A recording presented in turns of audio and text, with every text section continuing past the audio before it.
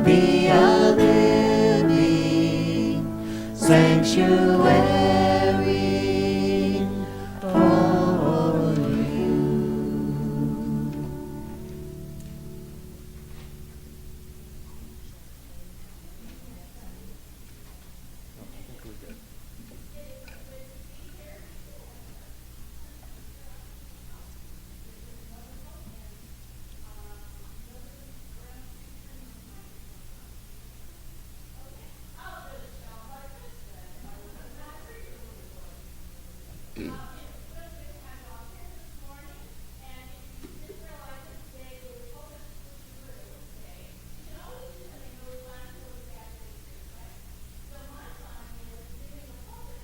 Mike, so I can just sit and watch. So that will be fun, and I promised him not heckling. Although he does heckle me sometimes, so I don't know. Yeah. No promises. Okay. He teases me from the front row sometimes. Anyway, so welcome. We're really glad that you're here this morning. If you will notice in the pew in front of you, there are some little blue cards. And if you will please fill that out with your attendance information, any changes of address and emails would be really, really helpful. Every once in a while I discover that we don't have somebody's address. So if you have neglected to do that, that helps really a lot. Let's see what else. Oh, and then if you flip over on the other side, you will notice that there's a place for prayer requests. So if you would just share with us what your prayer requests are for this week, we'd be glad to share with you in those. Alrighty then. Would you please stand with me for the greeting word? Just a minute. Okay. See, we're going to have this all morning, I have a feeling. Please stand. Okay. And since we're standing, Mike has a quote for today that he wants to read to you. Yeah. How many of you actually read the quotes in the bulletin? How many of you read them before the service? Okay, I still want to read this one to you because I think it's important. This comes from a book by Frederick Buechner, who is one of the greatest Christian writers of our time, a book called Brendan. It says, Gildas stopped his quill in midair. You'd best not look to me for feet, he said. Pushing down hard with his fist on the tabletop, he heaved himself up to where he was standing. For the first time we saw he wanted one leg. It was gone from the knee joint down. He was hopping sideways to reach for his stick in the corner when he lost his balance. He would have fallen in a heap if Brendan hadn't leapt forward and caught him. I'm as crippled as the dark world, Gildas said. If it comes to that, which one of us isn't, my dear? Brendan said. Gildas with but one leg. Brendan, sure he'd misspent his whole life entirely. Me that had left my wife to follow him and buried our only boy. The truth of what Brendan said stopped all of our mouths. We was cripples, all of us. For a moment or two, there was no sound but the bees. To lend each other a hand when we're falling, Brendan said. Perhaps that's the only work that matters in the end. We've a story to tell to the nation. That shall turn their hearts to the right. A story of truth and mercy. A story of peace and light. A story of peace and light. For the darkness shall turn to dawning, and dawning to noonday bright. And Christ's great kingdom shall come on earth, the kingdom of love and light. May the peace of Christ be with you. And also with you. Would you please greet one another in Christ's peace?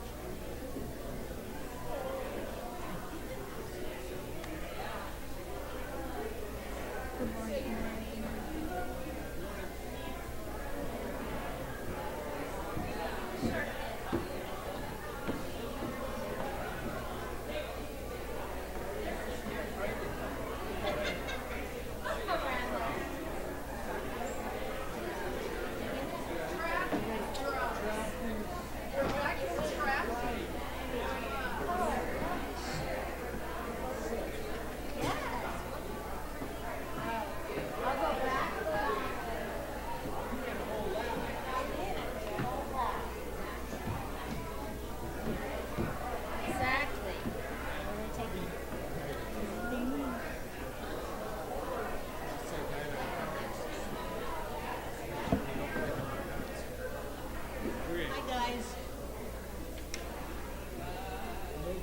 Good morning. Good morning. Good to see you. Yeah, they cut in the greeting time here, Nita. Good, Steve. How are you doing? All right, Steve.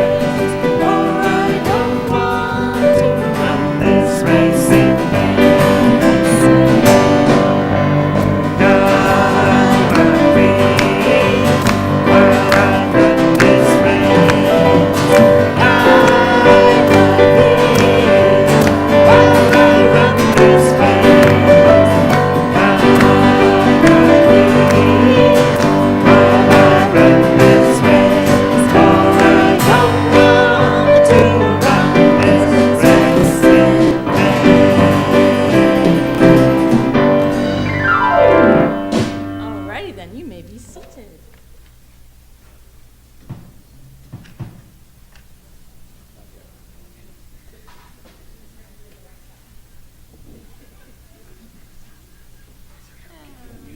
So, as we worship together today, I always like to just take a few moments to center myself and center all of us, to be aware of God's presence in our midst together, and in the love we have for one another in this place. Let us go to our God in silence.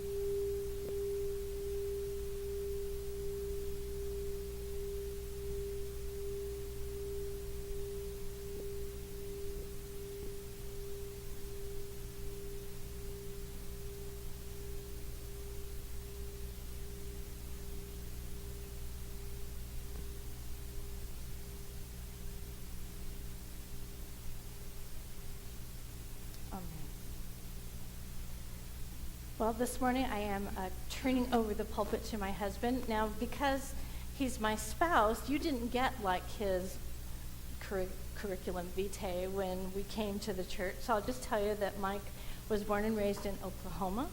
He spent a few years courtesy of the U.S. Marines in Vietnam. He has lived in Montana for about 20 years or so. How many? Okay, a really long time, 40 years.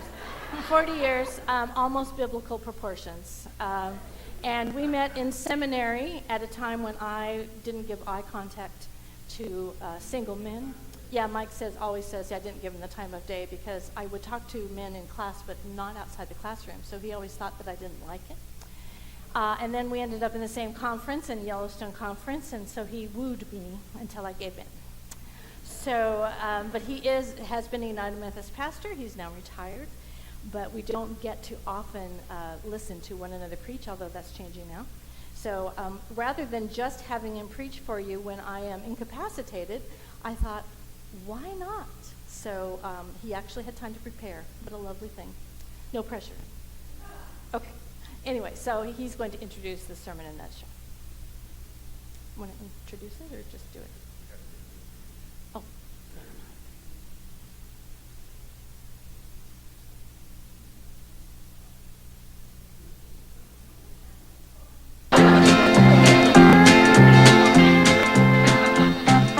Gloom, despair, and agony on me.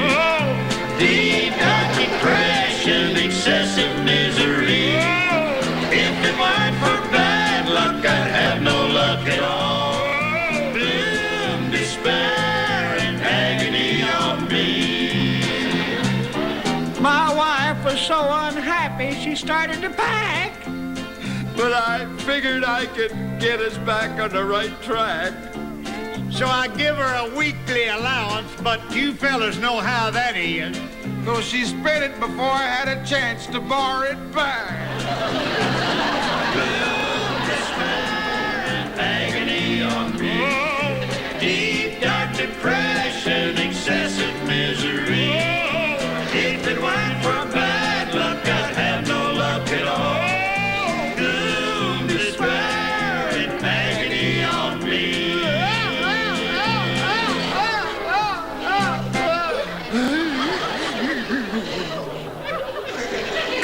Oh, yeah, they think they've got troubles. I just moved into a new town, and I got run over by the welcome wagon. There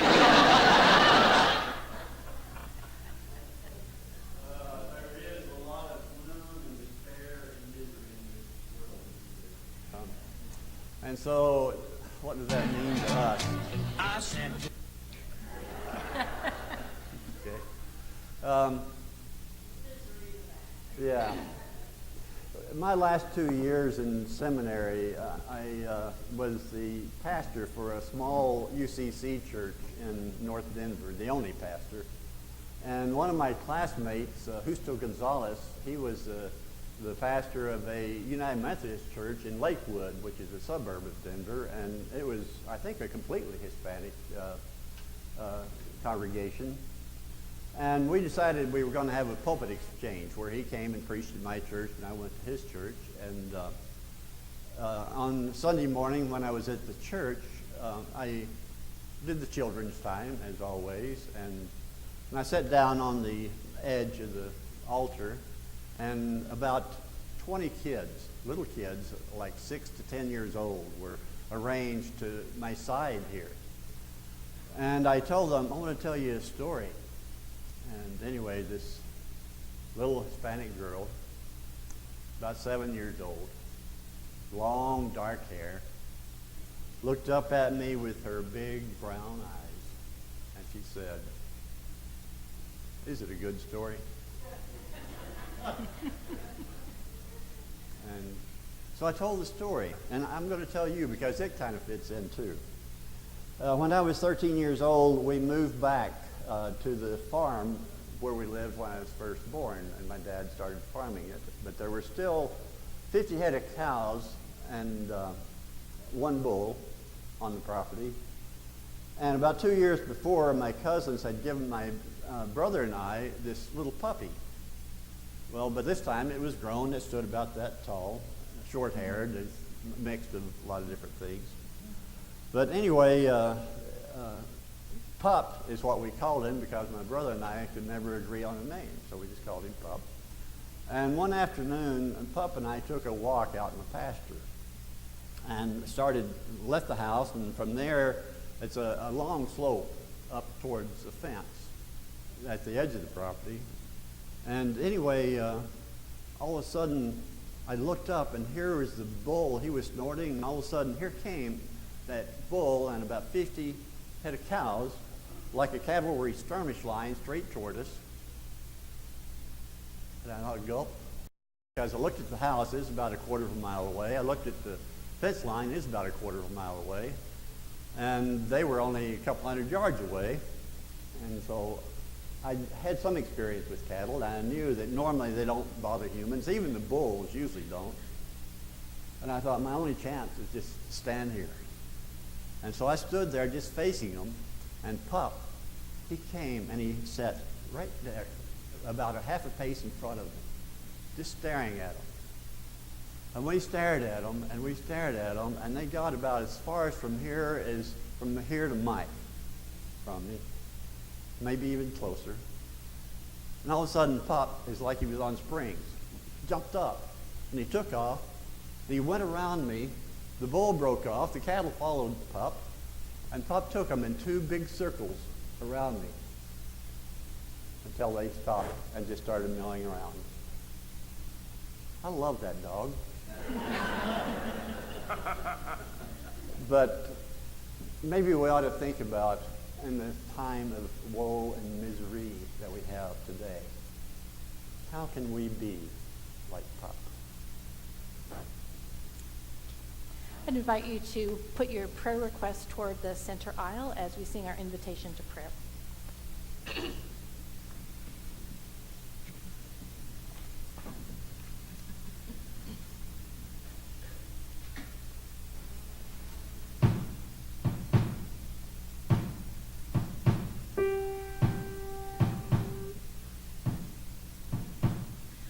Lord, listen to your children pray. Lord, send your spirit in this place. Lord, listen to your children pray.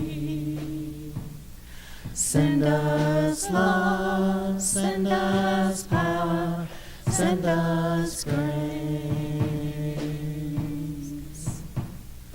Lord, listen to your children pray. Lord, send your spirit in this place. Lord, listen to your children pray. Send us love, send us power, send us grace. Send us love, send us power, send us grace.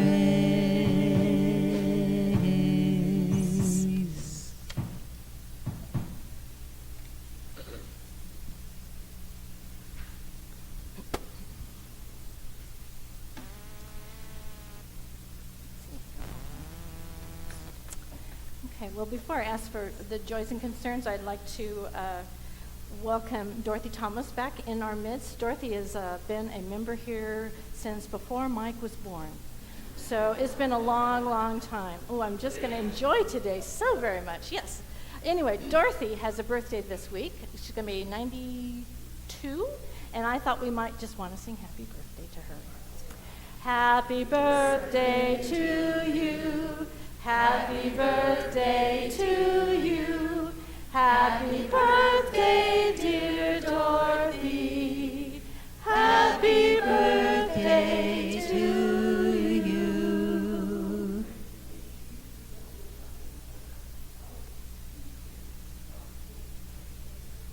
Well, Dorothy, we're just so glad to have you. You want to introduce your daughters?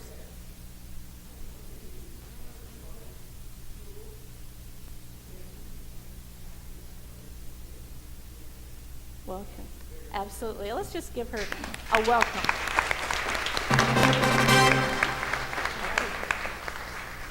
And a fanfare. You just can't get better than that. All right. Lots of prayers today.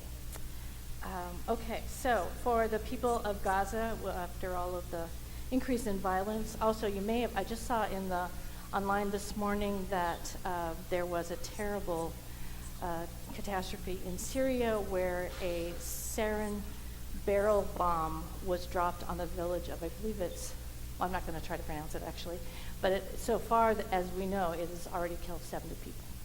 And it's a very horrific thing to have happen. So please do pray for those people and for our broken world.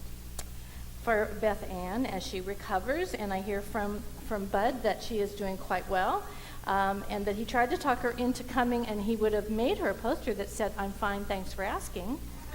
But we will continue to hold her in our prayers as she works on her recovery.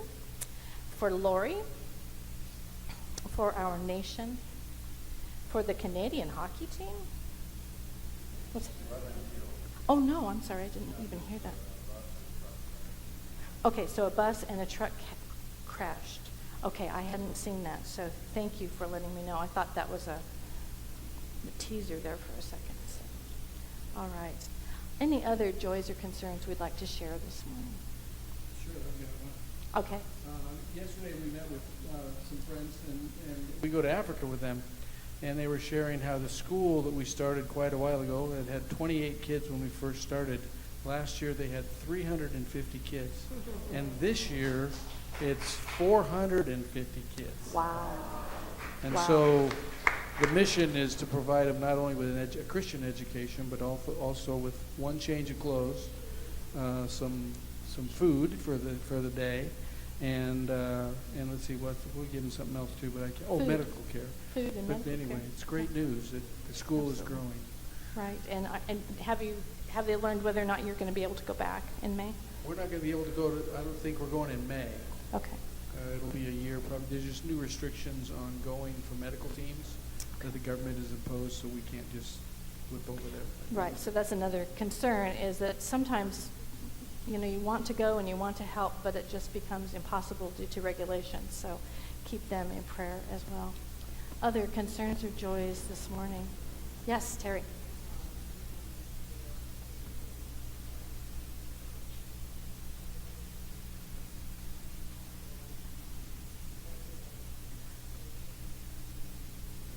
Right, okay, so including you, Terry. So, yes, I'm glad you have the crutches.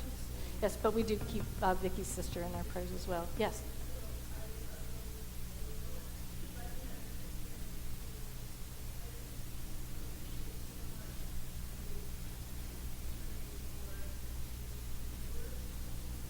Yes. Yes, for the people who work in the prison and also the people who live in the prison. And I'm getting to know a lot of those folks at the moment, and it is a challenge and also a joy. Right now I'm working with a man who just got his GED, and I'm trying to teach him how to give a speech, because he's been asked to give a speech at the graduation, and he's never given a speech in his life. There's just many things that he's never been able to do right in his life, according to him. And so I just keep those folks in our prayers as they are trying to figure out how to live in the regular world. Lots of things to pray for.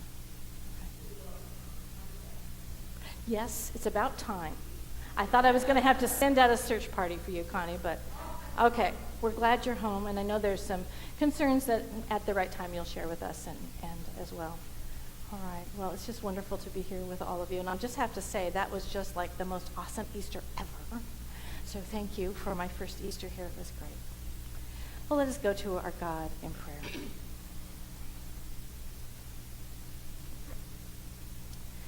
How grateful we are, O God, to be able to come on this beautiful spring day. A day when we can see the flowers and the renewed energy of the birds as they come back, and our snowbirds as they come back, and for the love, O God, that we hold for you and for one another. Sometimes we forget how to show that love. Sometimes we just do it because we get busy, or forget to do it because we get busy, or get sidetracked, or just are so intent on getting through the days that we forget, oh God, to celebrate the many wonderful relationships here. And to always be welcoming to those who are new, to those who are on the outskirts, on the margins. Excuse me. We give you thanks that we are able to reach out to this community in such amazing ways. But we also know, oh God, that there's so much work left to be done. There are ways that we need to not only feed and clothe and empower people, but we need, oh God, to figure out some way to change things so that there won't be such enormous need around us, so that we can all take responsibility for developing a world where there is much more opportunity and much more peace and much more love. We pray particularly for those who have been named, oh God, whether we write them down or speak their names, or we just don't know how to pray for ourselves or for others. And so it sits heavily upon our hearts in this moment. But we are assured, oh God, that when we don't have the words, that the Holy Spirit is present within us to pray in words that are beyond words, in sighs that are too deep for words. For the joys, for the new beginnings, for the endings, for those people, oh God, who walk in such peace and in such encouragement that they give us hope. We pray, oh God, that together we would once again be your people in this place as we call upon you, as we have done so often before, as our Father, who art in heaven, hallowed be thy name. Thy kingdom come, thy will be done, on earth as it is in heaven. Give us this day our daily bread, and forgive us our trespasses, as we forgive those who trespass against us. And lead us not into temptation, but deliver us from evil. For thine is the kingdom, the power, and the glory forever. Amen.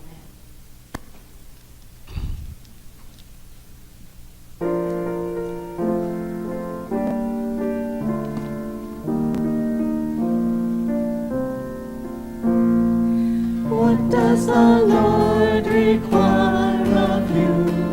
What does the Lord require of you? Justice, kindness, walk humbly with your God. To seek justice and love kindness, and walk humbly with your God. What does the Lord require of you?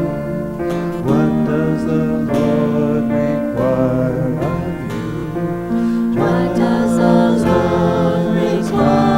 of you? What does the Lord require of you? What does the Lord require of you? What does the Lord require of you? What does the Lord require of you? To seek justice and love kindness, and walk humbly with your God. To seek justice and love kindness, and walk humbly with your God.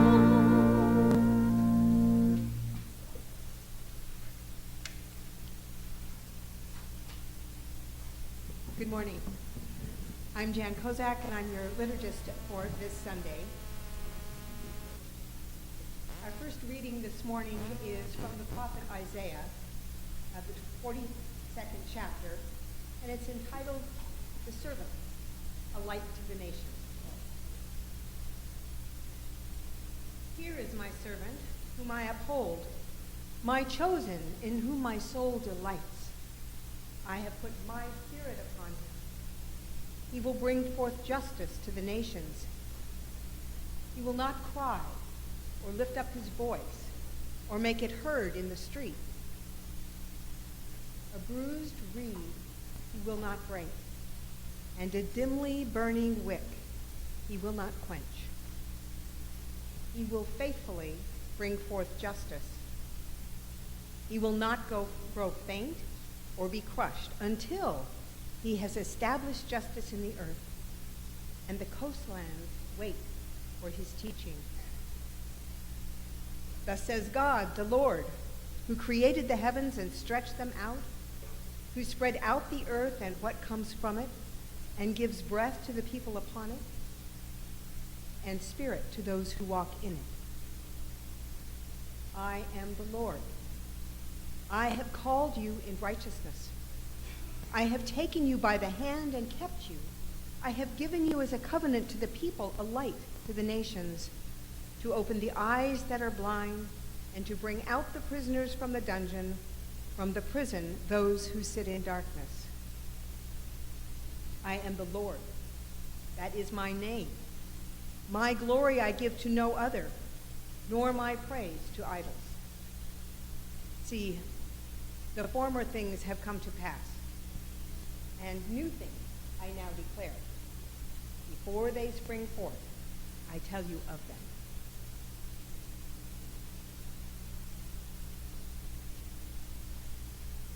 Next, we hear from the prophet Micah what God requires. With what shall I come before the Lord and bow myself before God on high? Shall I come before him with burnt offerings, with calves a year old? Will the Lord be pleased with thousands of rams, with 10,000s of rivers of oil? Shall I give my firstborn for my transgression, the fruit of my body for the sin of my soul? He has told you, or mortal, what is good. And what does the Lord require of you but to do justice, and to love kindness, and to walk humbly with your God?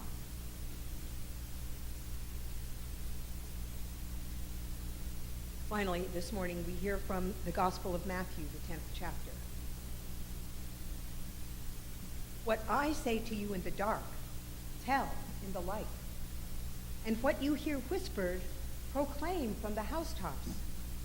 Do not fear those who kill the body but cannot kill the soul. Rather, fear him who can destroy both soul and body in hell. Are not 2 sparrows sold for a penny? Yet not one of them will fall to the ground apart from your Father. And even the hairs of your head are all counted. So do not be afraid. You are of more value than many sparrows. The word of God for the people of God. Thanks be to God. To introduce my best friend. This is Judy Zizzo. She lives in Missoula, Montana, where she moved from Wyoming so that she could be closer to me. Didn't work out real well after a few years. But Judy is a retired school teacher, and as you know in this congregation, if you want something done, you get a 4th grade retired teacher, and you let her loose in the world, and she does all sorts of great stuff. So one of the things she's been doing is playing in the community band and in a flute group in her own home congregation, as well as many things in the areas of peace and justice. So I asked her if she'd be willing to play for us this morning. Thank you, Judy, for being here. Happy to be here. I'm going to play a serenade from Haydn.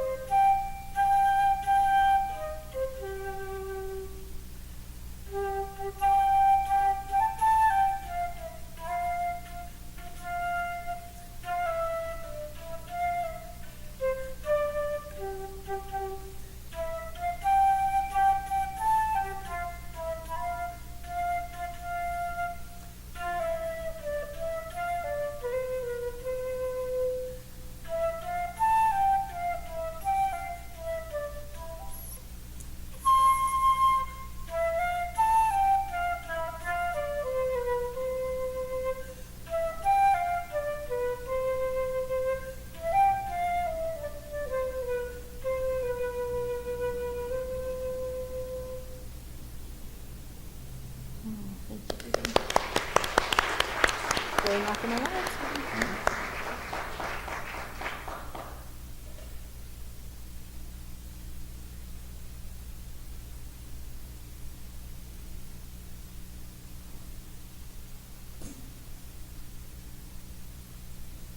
Everybody looking at me for? No, I don't have time. But that's the way it used to be, right?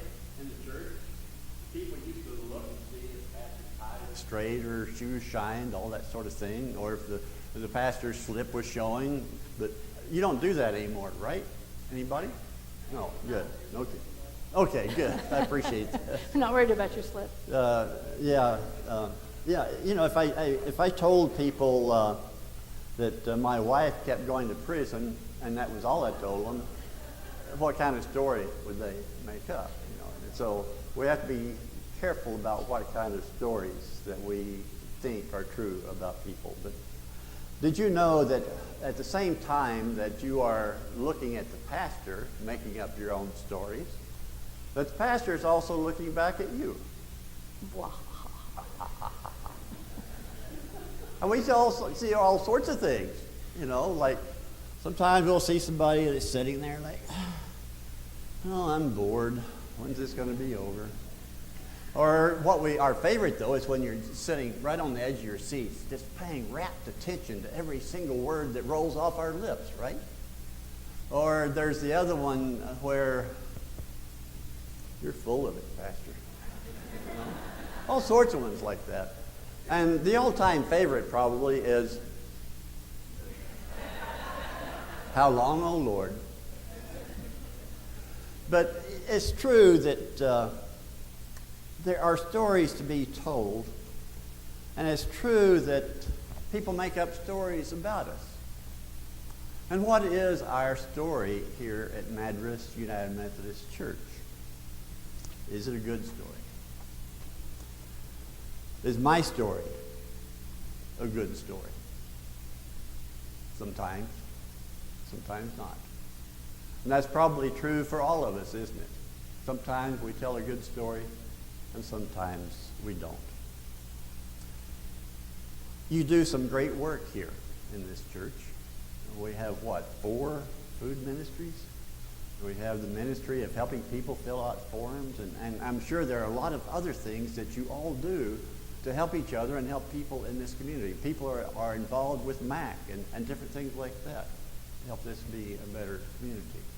And that is wonderful. But is it enough to be a really, really good story? I haven't heard it much here, but in a lot of other churches I have heard we have to take care of our own. Right? We have to take care of our own. And that's true.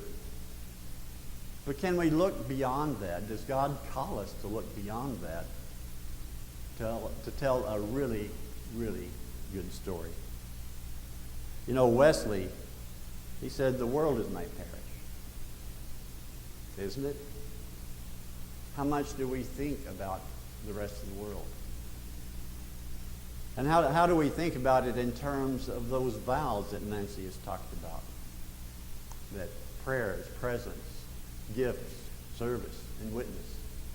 We should think about this good story in terms of all of those 5 vows that we make.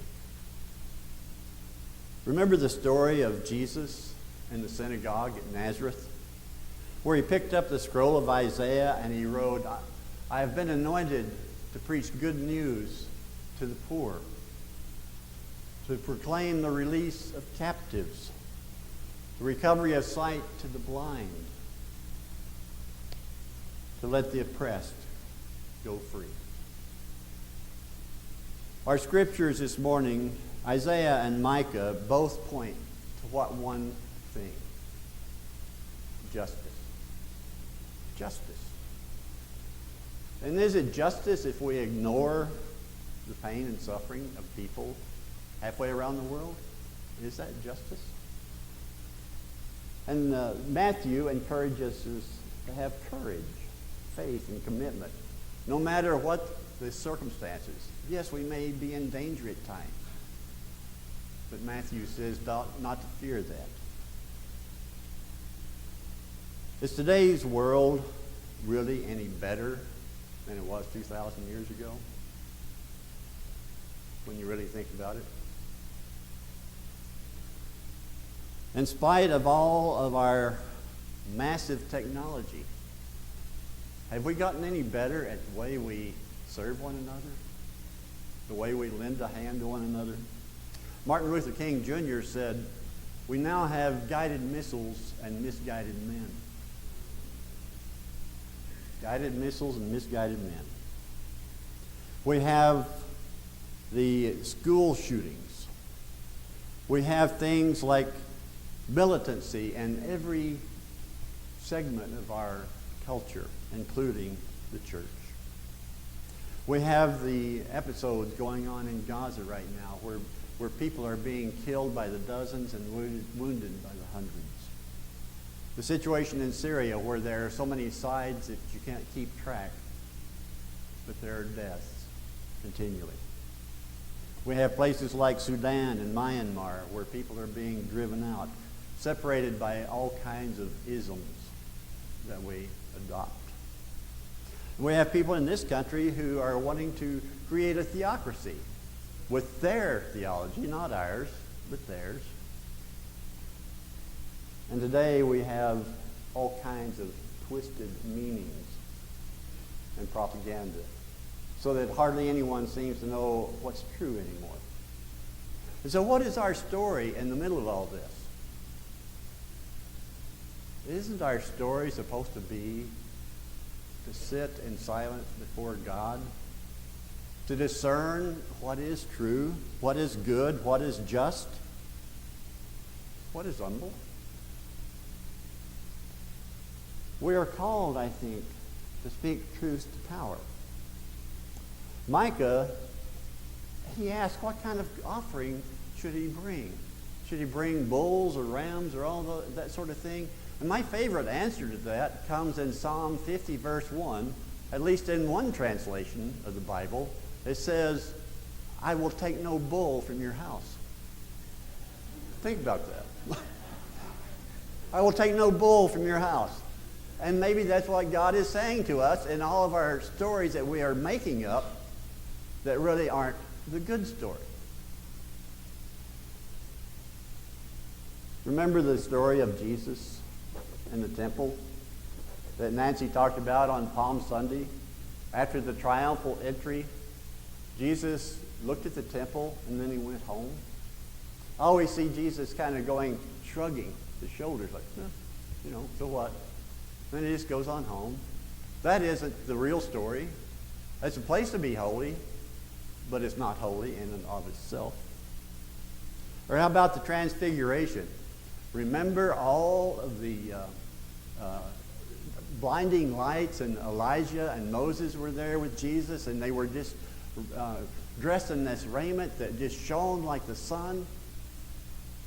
But was that the most good story? What was the best part of the story? Wasn't it when they went back down the mountain? Back into all the pain, all the suffering, all the heartaches, all the people who felt abandoned and alone, like there was no one to speak for them. Holy ground.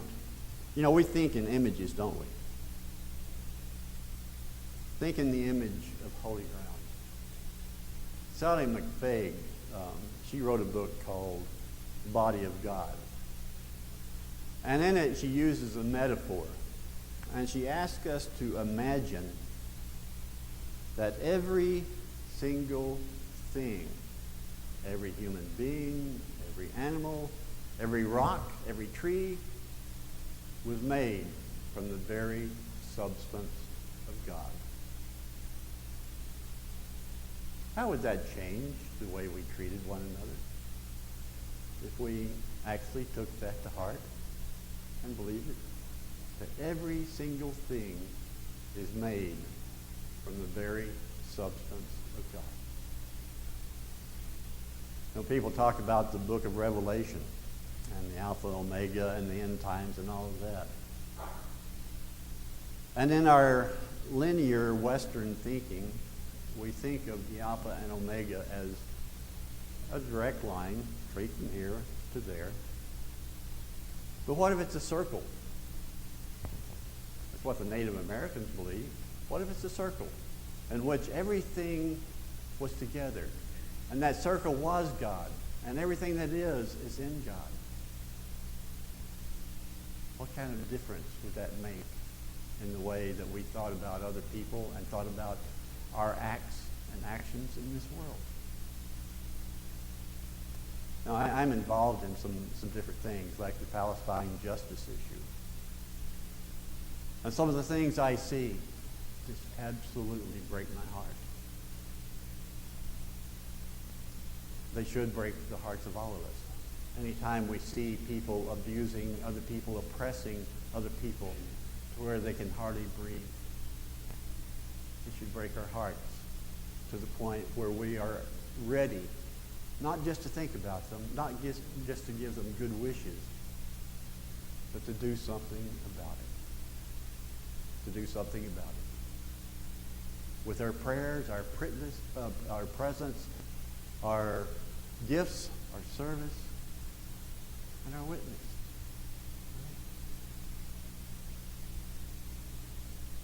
What does all of this point to? Isn't it connection? Isn't it relationship? Isn't that what God calls us to be in our good story? To really be in relationship with one another around the world and be in relationship with nature itself, so that our hearts are able to hold the needs of each one of the other people on earth and upon the earth itself. That our hearts are big enough to hold those. You know, we have a lot of people that are struggling right now. And we think about our own struggles,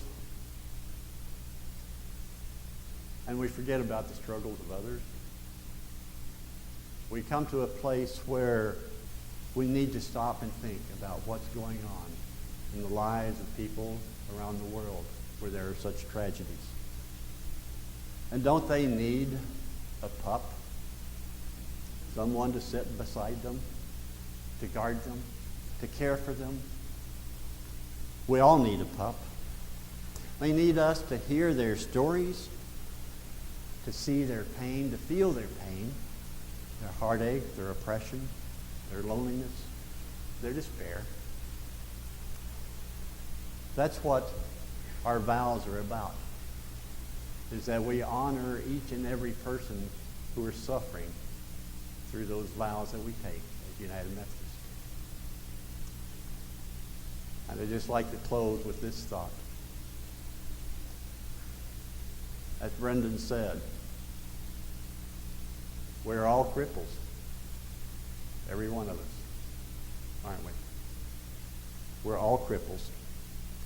And so to lend each other a hand when we're falling, when we have already fallen, or where we are held bound with some kind of oppression, to lend each other a hand. Maybe that's the only thing that matters in the end. In order for it to be a good story, that has to be at the heart of who we are, of the story that we want to tell to the nations. In the grace and the power and the love of God. Thanks be to God. Amen.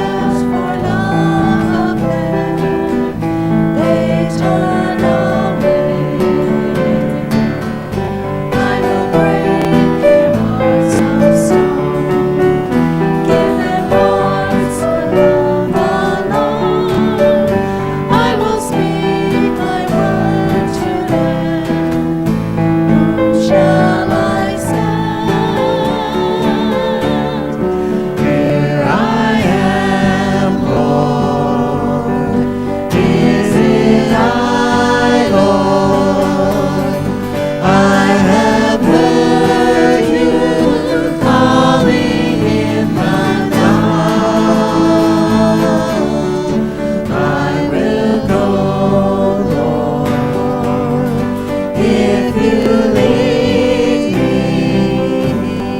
I will hold your people in my arms. I will ride the wind and flame, I will tend the poor and lame, I will set a peace for them, my hand will sing. I will spread, I will provide, till their hearts be satisfied. I will give my life to them, shall I stand? Here I am, Lord. Is it I, Lord? I have heard you calling in the night. I will go, Lord, if you lead me. I will hold your people in my heart.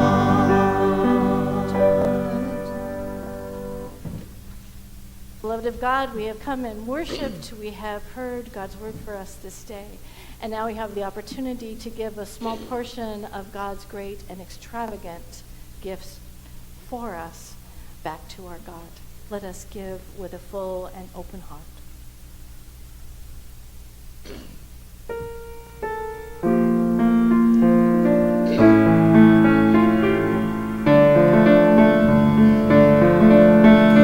Poor ones who have nothing to share with strangers, when the thirsty water give unto us all, when the cripples in their weakness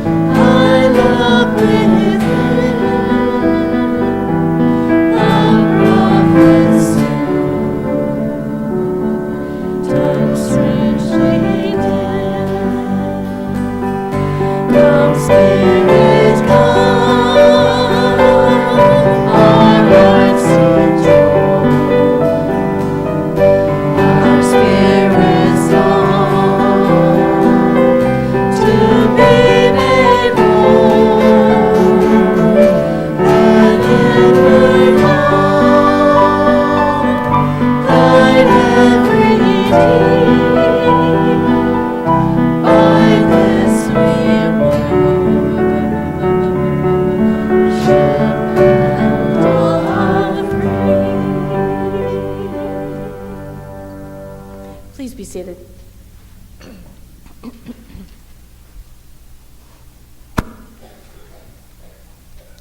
Okay. Several things I want to let you know about, but first I just wanted, on behalf of all of us, to thank Mike so much. So he always says when he introduces me, now you know why I love her, now you know why I love him. Woohoo! Thank you, Mike. There are a number of things going on. One of the things that was in the blast this week, but I wanted to make sure and bring it to your attention. This week I had a young mom come in to see me who is homeless, and she has a 9-year-old daughter who's attending Madras Elementary. She's going through some training right now so that we're hoping that she can find some more permanent housing. But beginning on Tuesday, the plan is for her to stay in a tent. She has the tent. She has nothing else. So if you have like some sleeping bags, a tarp, anything that might help these two to manage for the next several weeks, that would be really, really helpful. So please do let me know after the service, because I know how generous you are. Also, Brown Bags is this week, which is, if you've never come to Brown Bags, even if you can't stay for the whole time, it is the most amazing thing to come and just watch. Not that we won't use your muscles as well, but it is something that the truck driver always says to me, this is our favorite place to drop stuff off, because they never can quite understand how all this happens so quickly. So 3:30 the truck comes, we unload all the groceries into the fellowship hall, they get put on their various tables, and there's those who have their specialties, you know, like Larry has the bread table, and Joyce has I can't remember what's on your table, Joyce, but you know, everybody has their thing. And then everybody at this point, when the weather's bad, they come in here and they draw numbers, kind of like bingo, or I don't know, there could be other illustrations, but I like the bingo one. And then when their number is called, they get to go and they get to do their own shopping, you know, which is, what an amazing thing is that? Back in the olden days, we would just hand them what we thought they needed. Now we say, what do you need? And here are the choices. And the choices are really interesting, I've got to tell you, because some weeks we have all bread, some weeks we have all eggs, some weeks we have a lot of candy, like the week after Valentine's Day. So it's always interesting to see what comes off the truck. But it is the most blessed thing ever. And I love coming and getting to get building those relationships with people that you see week after week. It's just an amazing thing. So if you've never been, or if you have, please come, because it really is a wonderful thing. Something you all really, really, really need to know, Mariana is in Mexico for almost a month. Now, you may not know Mariana unless you're here during the week, but she's about yay tall, one of the few people in the world that's shorter than I am.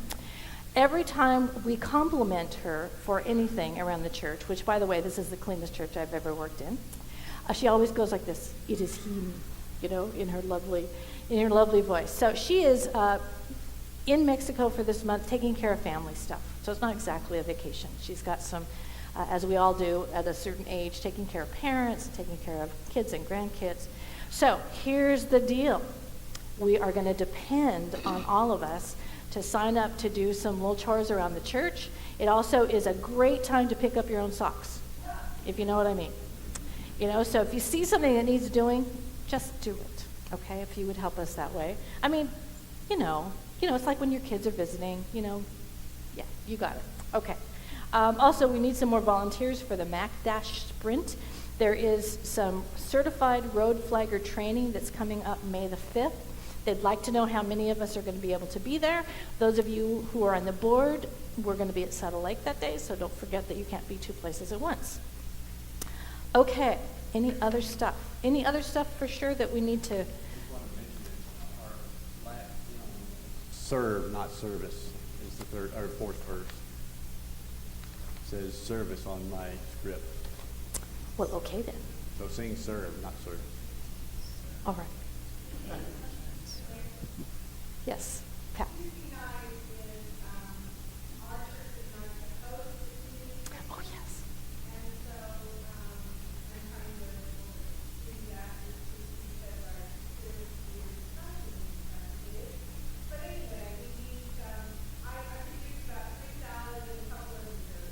3 salads and a couple desserts.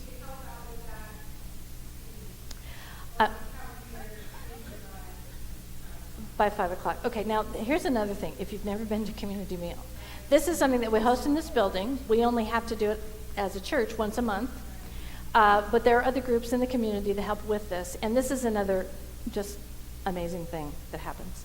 Last week they had 38 people. So sometimes, it gets down to a dozen or so, but here's who this serves. I actually had somebody who liked us on Facebook and then said, I went to the community meal with my family, and it was amazing. So there's young families that are just struggling, just love to be with other people when they eat. There's some older folks who otherwise would just be alone in that evening. There are some people who are out living rough, that this is pretty much their warm meal of the week. We have a little of everything. And some people that just don't like to cook. And there's some people that don't like to cook. We won't talk about them. No. But it's just, again, it's about, I feel like one of the things that's the most important thing about what we do here is not just that we're doing good stuff in the community, but that we're building relationships. And if you sit down and eat with someone, that relationship is just there. It's actually a very old and ancient tradition that when you break bread with someone, they can't be an enemy. So it's just an amazing thing. So if you can come and bring a couple salads, or you just want to come and help serve and eat, it's just, it's just an amazing opportunity that we have here. So if you can't tell, I kind of like you guys and kind of think this is important work. So. Yes? I said it. We need servers. Okay, Tuesday. And what time? 5 o'clock. 5 o'clock. Alrighty. So it's all good news. Please stand for our closing song and benediction. I'm going to let you do the benediction. And you can dance to this one if you want. Oh, Mike is always trying to get you guys to dance.